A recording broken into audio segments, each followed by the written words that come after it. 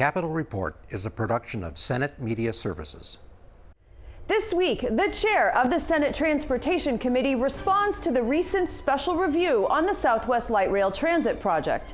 And another lawmaker offers a plan for ongoing funding for roads and bridges.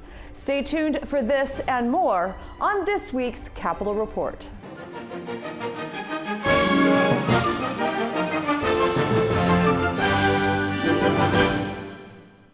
Welcome to this week's program. I'm Shannon Loehrke. In March, the legislature passed a law instructing the Office of the Legislative Auditor to investigate the cost overruns and delays in the Southwest Light Rail Transit project, a 14.5-mile light rail track that will connect downtown Minneapolis with the communities of Eden Prairie, Hopkins, Minnetonka, and St. Louis Park.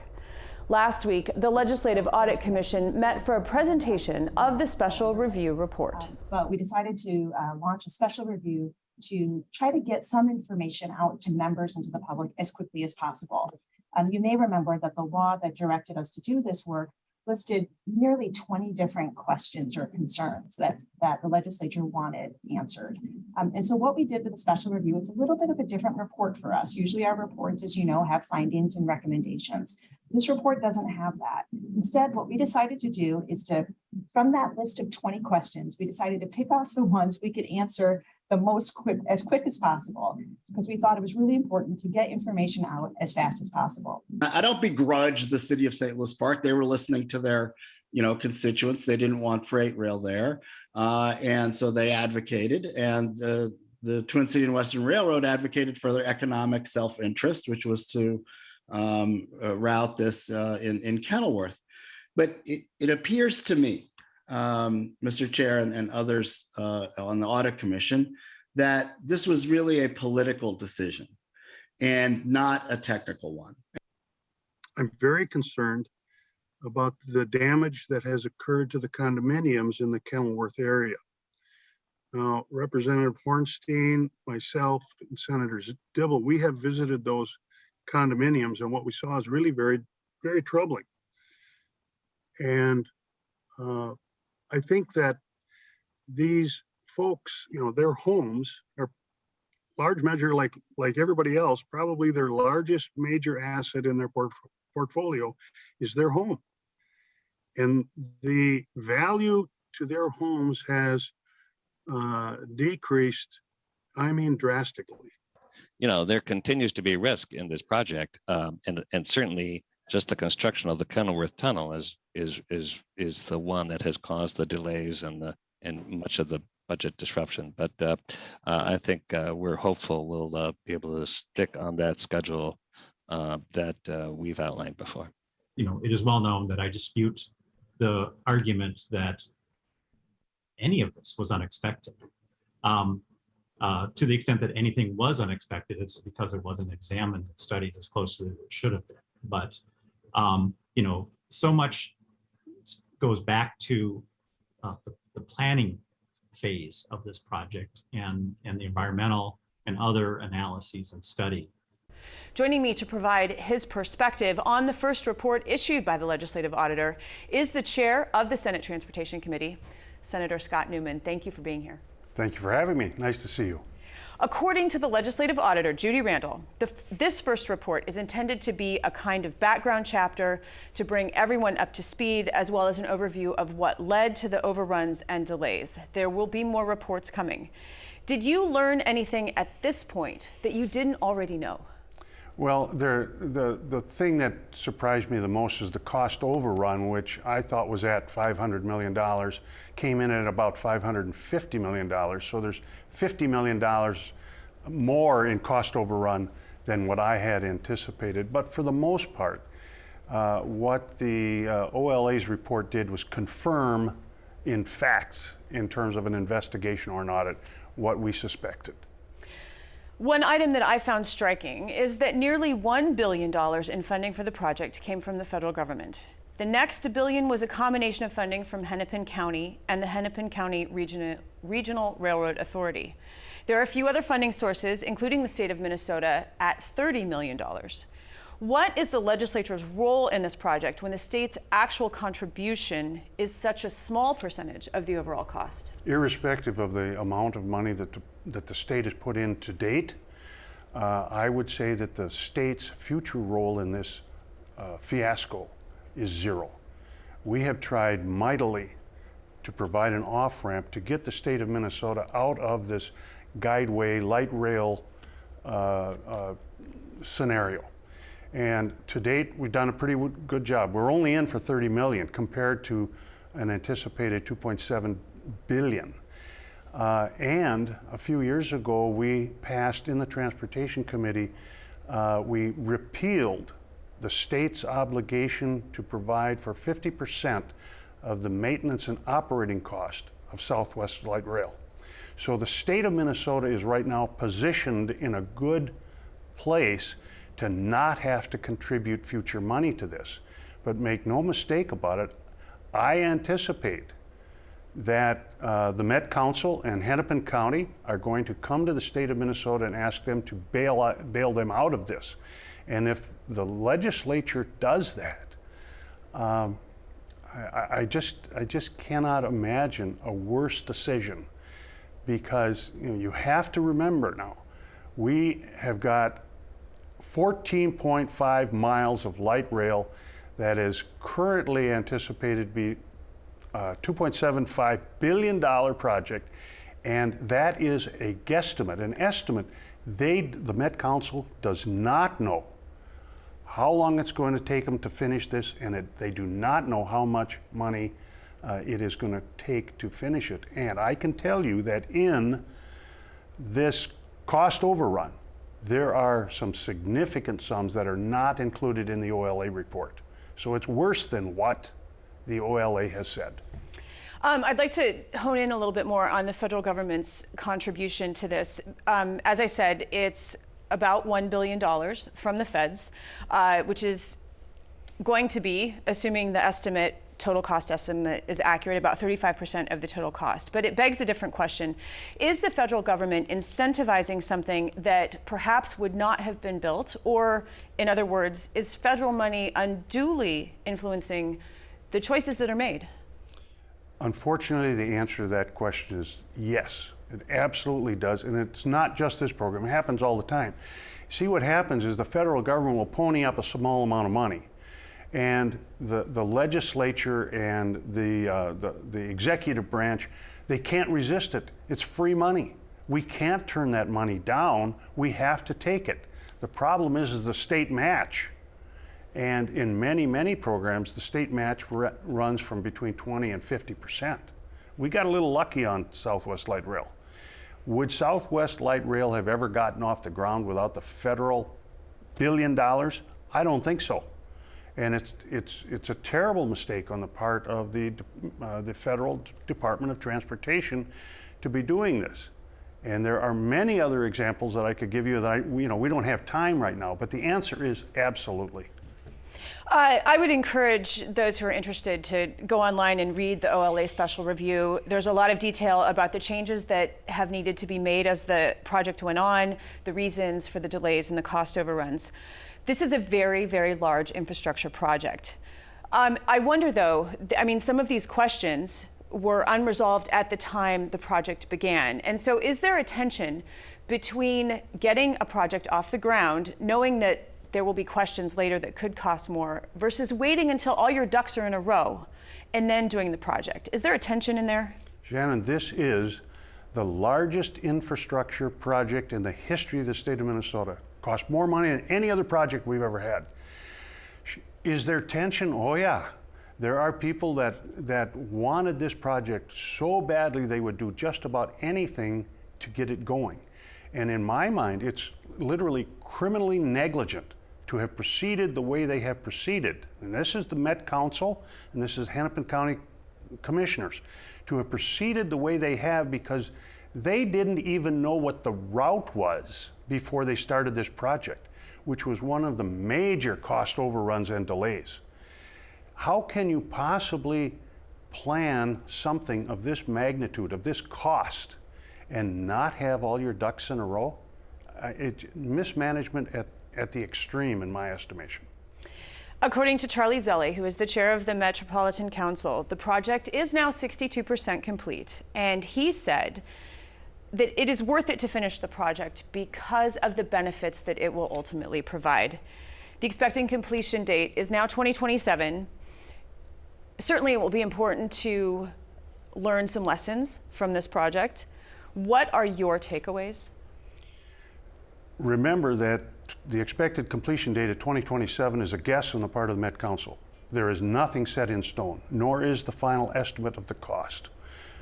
Chairman Zelli and I have had numerous conversations on this, and I strongly disagree with him. I think that he is trying to put a very pleasant face on this, and he will talk in terms of how this is absolutely necessary to get done. We're too deep in to stop. And frankly, I've told him I think what you ought to do is stop and make this the most expensive bike path in the nation, because all you're doing is throwing good money after bad at this point. So Chairman Zelli and I do not agree on this. And the takeaway is that we have got to have some kind of oversight, better management of these kinds of programs. Number one, have the plan in place so you know what you're dealing with before you start, because that's not what the Met Council did. They started before they were ready. We should have external audits, not internal audits, to watch the money. And then we should have some way of the legislature supervising or watching how they are spending the taxpayers' money. None of those things have happened in the Southwest Light Rail project. Finally, on a related note, the Senate's unscientific State Fair opinion poll posed this question to fairgoers. Should members of the Metropolitan Council be elected to office rather than appointed by the governor? This has been a question that's been thrown about for a while.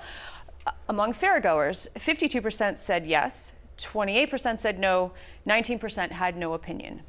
What are your thoughts? My thoughts would be the 19% that have no opinion probably don't know or don't understand.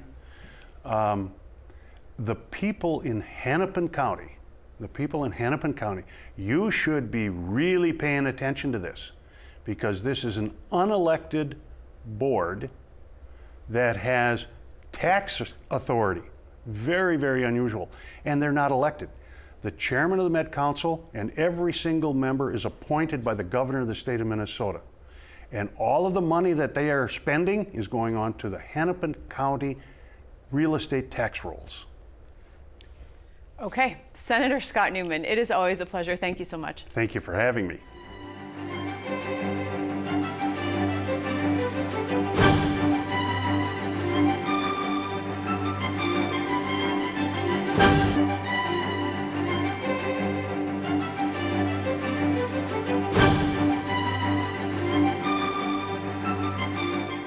For over 2 decades, the Minnesota Historical Society has offered the Shadows and Spirits of the State Capitol tour. What will guests encounter on this tour? What we do is we recreate the historic lighting in the building as if you're walking into it for the first time in the early 1900s.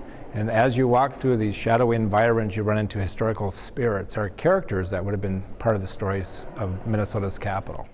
On this tour, which spirits will guests encounter? There's a variety of different people from the building's past. For instance, Judson Bishop is a Civil War veteran who will tell his stories about his war experiences, and that's based upon those beautiful paintings of Civil War regiments in the governor's reception room. We'll see Clara Euland, who's a woman suffragist. She's talking about the right for women to vote and that march to getting that right eventually. And also in the Supreme Court, where we're standing right now, we have the artist appears, and that's John Lafarge. She's the one who did these 4 murals that tell you the evolution, the changes of law throughout time. Does the tour cover the entire Capitol? It covers a lot of the different spaces that you would see on any regular tour. So we visit the rotunda, that's where the tour begins, go to the governor's reception room, go to the Senate, the House gallery, get to see the chamber kind of from the bird's eye view, and then we come to the Supreme Court. What kind of feedback have you gotten over the years from people who've experienced this tour? Yeah, it's always very positive because you can come during the day to see our regular tours, and so you get one perspective of the building, but when you recreate the historic lighting, it really gives you a sense of what it would have looked like here 100 years ago. And I think people are just thrilled to see these different stories being told, and it's really just a really fun way to look at the Capitol in a different light.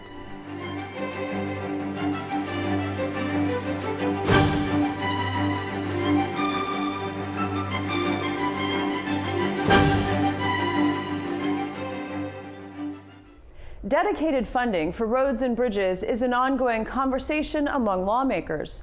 Currently, about half of the money collected in sales tax on auto parts is directed to state road and bridge projects. One question posed to state fairgoers in the Senate's unscientific opinion poll outlined various strategies for funding state transportation needs. 6% of respondents said that Minnesota should increase vehicle registration fees. 10% believe there should be a tax on miles traveled. 14% suggest increasing the gas tax, while 15% think that no additional funding is needed. 16% of poll takers would like to see a tax on the electricity used to charge electric vehicles, and 39% think that all sales tax collected on auto parts should fund transportation needs. Last session, Senator Jeff Howe authored a bill which passed the Senate on a vote of 59-7 that did just that. It would have dedicated all of the sales tax on auto parts to state transportation needs. The measure did not get a vote in the House. I spoke with him recently, and I began by asking him why he took this approach. Our road and bridges are not keeping up with the traffic that we have. And so we need to think outside the box and how to provide for that. Right now, the general fund provides about 0.4% of the general fund towards roads and bridges. Everything we buy, everything anybody, even if you don't drive a vehicle, everybody relies on roads and bridges. If you buy something at Walmart, if you buy something at CVS, guess what? That came by a truck. That came on roads and bridges. So that drives me to say that the general fund needs to provide more funding to our roads and bridges, because relying on the gas tax, which provides about a third of the cost, and our registration fees also provide some. What happens is we can't keep up, and our roads and bridges continue to deteriorate, so we need to think of different ways to actually make that happen. So this was a deal that I thought of. Actually, I was working on my 1997 Suburban, replacing the fuel pump. And my wife came out and said, why don't you just buy a different one? And I thought about that as I was bloody knuckles and grease under my nails. I was laying underneath there trying to drop that big 42-gallon gas tank. And the idea is that if I bought a different vehicle, the sales tax on that piece went to roads and bridges. But if I buy pieces and parts to keep my old vehicle on the road, that went to the general fund. That didn't make sense. To me, common sense says if it was applied to a vehicle on the road, it should go to roads and bridges. Had this bill become law, it would have placed 86% of the sales tax revenue in the Highway User Tax Distribution Fund, or HUTDF, as people around here say. The remaining 14% would have been split between town roads and small cities. Why do townships and small cities need dedicated funding? Well, the townships have they get dedicated funding, but they struggle. They haven't been getting enough. So this would have gave them another 7%, or about another $20 million, give or take a little bit. And that would have definitely helped them, because I tell you what, if you've ever been out in rural Minnesota and seen some of these township roads, there are a number of them that have minimum maintenance signs. And that might sound okay, but minimum maintenance right now means no maintenance. They struggle keeping their township roads up, because farm equipment and trying to get goods to market, they all become heavier and heavier, and those roads struggle to keep up with that. Now, when we talk about small cities, they're cities under 5,000. They get no state assistance on their roads. So the only way they can fix their roads and fix their streets is through property tax. So really, this is a great way to provide property tax relief for towns and small cities, and that's really key to that proposal. Now, I said that the bill passed 59-7. One person who objected was Senator Mary Kunesh. She argued that full dedication of auto-related sales tax to transportation hurts the general fund. So in essence, you're taking money away from education, health and human services, other major budget areas. How do you respond to that criticism? Well, keep in mind, education and health and human services takes up about 75% of our $52 billion budget. And as I said before, transportation gets 0.4%. So when you look at that, just this is $300 million as opposed to they're getting billions of dollars. About 26 billion, I think, goes to education. So to say that that 300 million is really going to hurt those other funds, I don't think that's true. And I truly believe that it'll make a huge impact to really small cities, property taxes in those small cities, and it'll actually improve our road, vastly improve our road structure out in rural Minnesota. And so I think it's something that we have to do. We have to think outside the box, and I think it's only appropriate that that's where the money comes from. Now, our transportation sector is undergoing a shift. There are increasing numbers of electric vehicles and hybrid vehicles and incentives for people to purchase such things. You also sponsored a bill last session that would have increased the surcharge for electric and hybrid vehicles. Currently, that charge is $75. Your bill would have raised it to $229 for electric vehicles, half that for hybrids. Beyond that, I mean, why should the surcharge be increased and you know, electric vehicles don't buy gas? And so how are we going to fund transportation in the future? Well, when you look at that, we actually use MnDOT's figures and the average miles driven, the average cost, and that's how we came up with 229. We just didn't pick a number out of the sky. I mean, 229 is kind of an odd number, but that's taking the average miles driven, the average gallons per minute, gallons per mile, all the rest of that's miles per gallon, all the rest of that stuff we looked at to come up with that 229. And why did we go to a surcharge? Because it's easy. It's the tool in the toolbox. It's easy. People understand it. Do I like it? No, I don't. I actually, even though I proposed it, it's not my first choice. My first choice is actually a different bill that I filed, which was 1602, which actually would have added a tax to the electricity used as fuel. And it's already, that fuel would actually, that piece would automatically be dedicated to the HUTDF. And it actually makes sense because as we go to more and more electric vehicles, we need to try and we have less gas vehicles on the road, we need to be able to figure out how we're going to charge to get there. And this only makes sense to do, and we're just trying to figure out, do we do it at the charging station? Do we do it at the meter with the utility company? Do we have the utility company collect it? Do we have the charging station owner collect it? How do we do that? And where do we put these charging stations? All these are an important discussion. I'm not opposed to electric vehicles. I just think that we need to figure out how to do an equivalent tax on that electricity to ensure, and you know, who knows? Hydrogen vehicles might be the next thing. So we're going to have to figure out how to charge them also as we have hydrogen. We've figured it out for natural gas. We did it for propane. We need to figure this out and actually come up with a process to charge those electric vehicles on the road because they still drive on the road. We're still going to have to figure that out. So definitely more to come on that front, and we'll have you back in the future to talk more about it. Senator Jeff Howe, thank you. Thank you.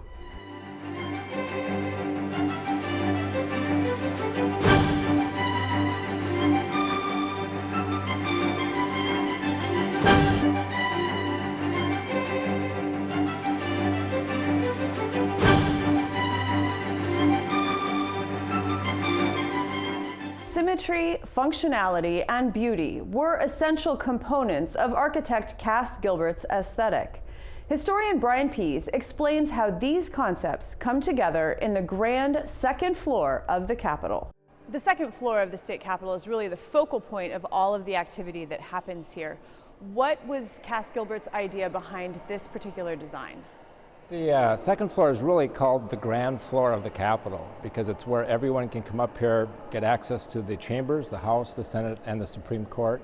And it's a place where all that activity is taking place each day of session. So you have people lobbying for interest groups here. You have the public that are here to talk to their legislators and so forth, or go to the Supreme Court for their hearings. So really the envision that Cass Gilbert had for this space in the second floor was to be a grand space where you really get a sense of the architecture, these beautiful colonnades of Italian marble column and Minnesota stone. And you also get a place where people feel friendly or welcoming into those spaces as at the same time they're visiting or coming here for business. In the other capitals I've visited, I've noticed that the House chamber is often across from the Senate chamber, but not here in our capital. What is the reason for that? Well, I think what Cass Gilbert was looking at doing is creating a symmetrical building. And so we have, in 1905, there were 63 senators, not the 67 we have today, but we had 119 House members. So that's almost twice the size. So I think for him, how you construct a building with one end of the building with a smaller chamber and the other opposite end with a huge chamber just doesn't fit architecturally. So he put the Senate chamber on the west side of the building, the Supreme Court, a smaller chamber of course, on the opposite end, and then the House, because of its size, fit perfectly in the north corridor or the north side of the buildings. It may just be a matter of folklore, but I've read that the placement of the House chamber looking at the city of St. Paul is important in terms of representing the people, that the speaker is looking at the people. Is that true? Yeah, and that's a lot of people look at the way the spaces have been designed or laid out, that Gilbert was looking at the House being kind of the approachable. It's more of the people's house. The members serve a 2-year term, so there's more rotation or more changeover as members leave or get reelected or not reelected. And there are more of them. And there's more of them as well. And so the idea is, it kind of symbolically, it faces the public, faces downtown St. Paul. In 1905, when the Capitol opened, all of the state's constitutional offices were housed in this building, and that's not true today. Can you talk more about that? Sure. The whole idea of the building here was this is the seat of state government. So you have your executive branch officers, you have the governor, lieutenant governor, the state treasurer, the state auditor, the secretary of state, the Attorney General, all housed within this one building in 1905. And that gives you a sense of how this building has changed over its 112-year history, is you have a lot of those constitutional officers moving out to different chambers. They're going into the state office building back in the 60s and the 70s. You had the administration building where the treasurer moved into. Now the treasurer, we, as a constitutional amendment, abolished the treasurer's office, so there no longer is a treasurer. And that also fits in with the history of the Supreme Court too. They were, until the 1990s, everything they had here, the offices, the law library, the chamber, was their headquarters, kind of their center gathering place for all the work and all the business they do. And then when the Judicial Center was open, they moved there, and so they have new Supreme Court and appellate court offices and also chambers there. But they still use this space in the state capitol as an important part of their connection to this building.